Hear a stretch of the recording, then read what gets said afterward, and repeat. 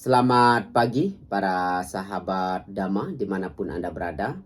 Semoga senantiasa selalu diberkahi kesehatan, kebahagiaan, dan kesejahteraan. Selamat datang di Wudiko Channel Namo Buddhaya.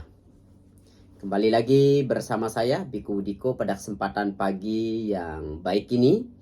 Saya akan menyampaikan kisah atau cerita-cerita inspiratif atau cerita Dhamma yang dikutip dari cerita Dhamma pada Atthakatha.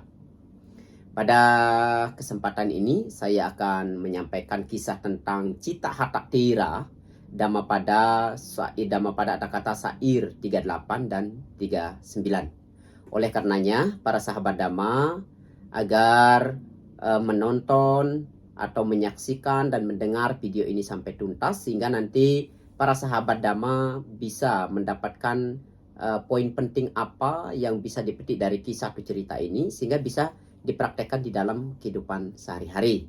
Hal-hal baik apa, nilai moral apa yang bisa diambil dari kisah atau cerita ini bisa dipraktekkan di dalam kehidupan sehari-hari. Baiklah para sahabat Dhamma, saya akan menceritakan kisahnya. Seorang laki-laki yang berasal dari Sawati, ketika mengetahui lembu jantannya hilang, mencarinya ke dalam hutan. Ia mencarinya ke dalam hutan. Yang dicari, lembu yang dicari ini juga tidak diketemukan. Akhirnya ia merasa lelah dan sangat lapar sekali. Ia singgah ke sebuah wihara desa dengan harapan di situ ia akan mendapatkan sisa makanan pagi. Pada saat makan, terpikir olehnya bahwa ia bekerja sangat keras setiap hari, tetapi tidak mendapat cukup makanan.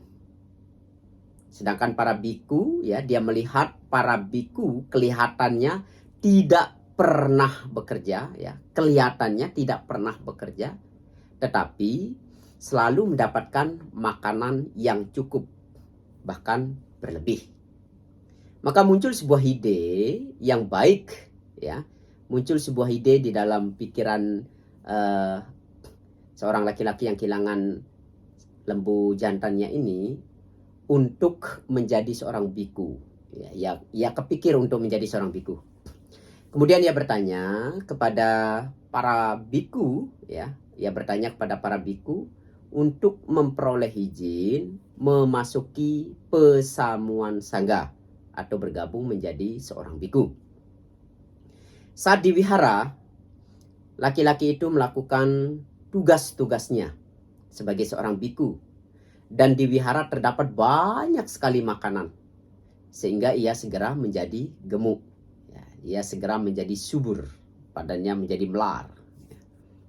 Nah, sesudah berapa waktu ia bosan berpindah patah dan kembali ke kehidupan berumah tangga. Pemuda ini, seorang laki-laki ini, karena bosan menjadi biku, ia pun kembali menjadi seumat berumah tangga, kembali menjadi orang biasa. Nah, beberapa waktu kemudian, ia merasa bahwa kehidupannya di rumah terlalu sibuk dan ia kembali ke wihara untuk diizinkan menjadi seorang biku untuk kedua kalinya. Ketika dia di rumah, ia pun merasa bosan. Akhirnya dia kembali lagi menjadi seorang biku. Untuk kedua kalinya, ia meninggalkan pesamuan sangga dan lepas jubah lagi. Namun, untuk kedua kalinya, ia pun kembali menjadi perumah tangga. Maksudnya lepas jubah lagi. Nah, proses ini terjadi 6 kali. Keluar masuk menjadi biku atau pesamuan sangga ini dia terjadi 6 kali. Prosesnya terjadi 6 kali. Dan karena ia melakukan hanya menuruti kemauannya saja, maka ia dikenal sebagai Citta Hatha Thera. Citta Hatha Thera. Pada saat pulang balik antara rumahnya dan wihara, istrinya hamil. Istrinya hamil. Sebenarnya ia belum siap menjadi biku. Ia memasuki pesamuan biku hanya karena kesenangan saja. Jadi ia tidak pernah bahagia, baik sebagai perumah tangga maupun menjadi seorang biku. Nah, suatu hari Saat hari terakhir tinggal di rumah, ia masuk ke kamar tidur pada saat istrinya sedang tidur. Ya, saat istrinya sedang tidur. Istrinya hampir telanjang, memakai pakaian sebagian terjulai jatuh. Ya. Istrinya juga mengorok. Ya. Istrinya ini mengorok dengan suara yang sangat keras sekali. Dengan sangat keras sekali melalui hidung dan dari mulutnya keluar lendir dan ludah. Jadi dengan mulut yang terbuka dan perut yang gembung atau perut yang menggelembung, ia terlihat seperti mayat. Istrinya ini terlihat seperti mayat. Nah, melihat keadaan istrinya, ia tiba-tiba merasa ketidakkekalan dan ketidakindahan tubuh jasmani. Dan ia membayangkan, ya, laki-laki atau pemuda ini membayangkan, saya telah menjadi seorang biku beberapa kali dan hal ini hanya dikarenakan perempuan ini yang menjadikan saya tidak dapat menjadi seorang biku.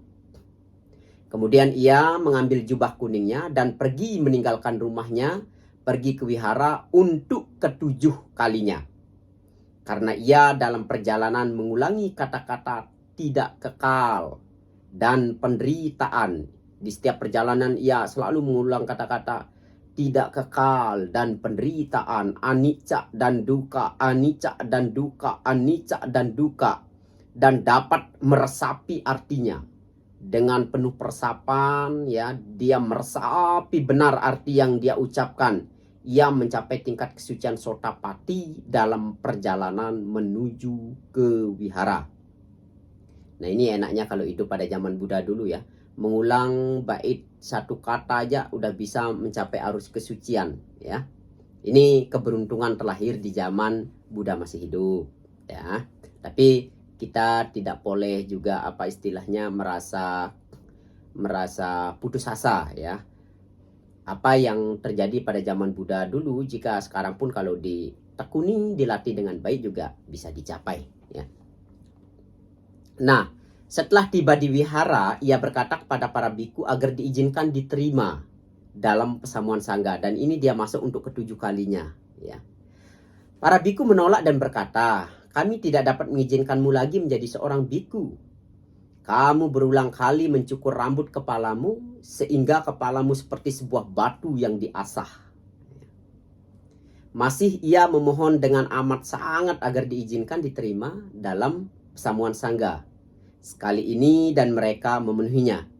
Dalam beberapa hari, Biku Citahata mencapai tingkat kesucian arahat bersamaan dengan pandangan terang analitis. Biku lain kagum melihat dia sekarang dapat tetap tinggal dalam jangka waktu lama di wihara. Mereka bertanya apa sebabnya sehingga Citahata sekarang bisa betah tinggal di biku. Kalau dulu sebelumnya sebentar aja dia udah tidak betah tinggal di wihara, kemudian kembali menjadi perumah tangga.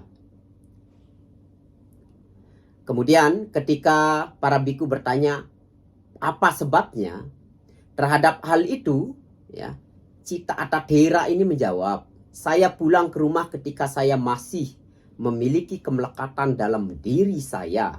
Tetapi kemelekatan itu sekarang telah terpotong. Kepada mereka, Sang Buddha berkata, ya, ini awalnya begini. Apa yang dikatakan oleh Citahata Thera ini, para biku ini tidak percaya ya dengan kata-kata yang disampaikan oleh Citahata Thera ini. Kemudian biku-biku yang tidak percaya kepadanya itu, kepada Sang Buddha ya, mereka menghadap kepada Sang Buddha dan melaporkan apa yang disampaikan oleh Citahata Thera ini. Nah, kepada mereka Sang Buddha berkata, Biku Citahata telah berbicara benar. Ia berpindah-pindah antara rumah dan wihara karena waktu itu pikirannya tidak mantap dan tidak mengerti Dhamma. Tetapi pada saat ini Citahata telah menjadi seorang arahat, ia telah mengatasi kebaikan dan kejahatan. Ya, ia telah mengatasi kebaikan dan kejahatan. Sudah tidak ada dualisme lagi. Ya, sudah mengatasi kebaikan dan kejahatan. Sudah tidak ada, sudah mengatasi dualisme dalam artian sudah di dalam dirinya itu sudah tidak ada kemelekatan lagi. Ya, sudah tidak ada lagi persepsi baik atau buruk. Ya, semuanya itu sudah dilampaui oleh Cita Atak Thera ini. Kemudian Sang Buddha menyampaikan syair 38 dan 39 berikut ini. Orang yang pikirannya tidak teguh, yang tidak mengenal ajaran yang benar, yang keyakinannya selalu goyah, orang seperti itu tidak akan sempurna kebijaksanaannya. Orang yang pikirannya tidak dikuasai oleh nafsu dan kebencian, yang telah mengatasi keadaan baik dan buruk, di dalam diri orang yang telah sadar seperti itu, tidak ada lagi ketakutan.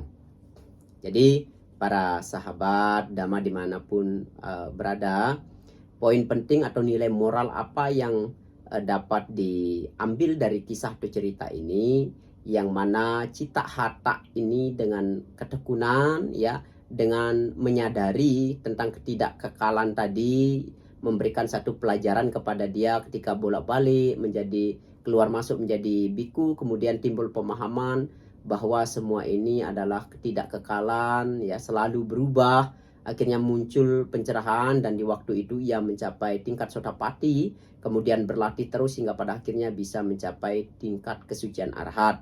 Dan ia memasuki pesamuan sangga itu sampai 7 kali. Makanya mungkin kisah atau cerita-cerita bahwa para biku itu hanya boleh masuk menjadi anggota sangga hanya boleh 7 kali. Mungkin bisa jadi cerita itu kisah atau biku boleh masuk 7 kali itu diambil dari kisah atau cerita ini, ya.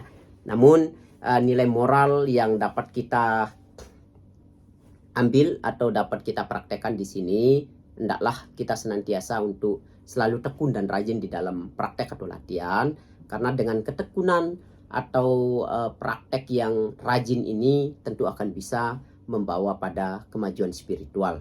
Baiklah para sahabat Dhamma, demikian yang dapat kami sampaikan. Semoga cerita inspiratif ini bisa memperkuat keyakinan kita serta memperkuat semangat kita di dalam latihan atau praktek di dalam kehidupan sehari-hari. Semoga semua makhluk hidup berbahagia. Sabbe Satta Bhavantu Sukhitata. Namo Buddhaya.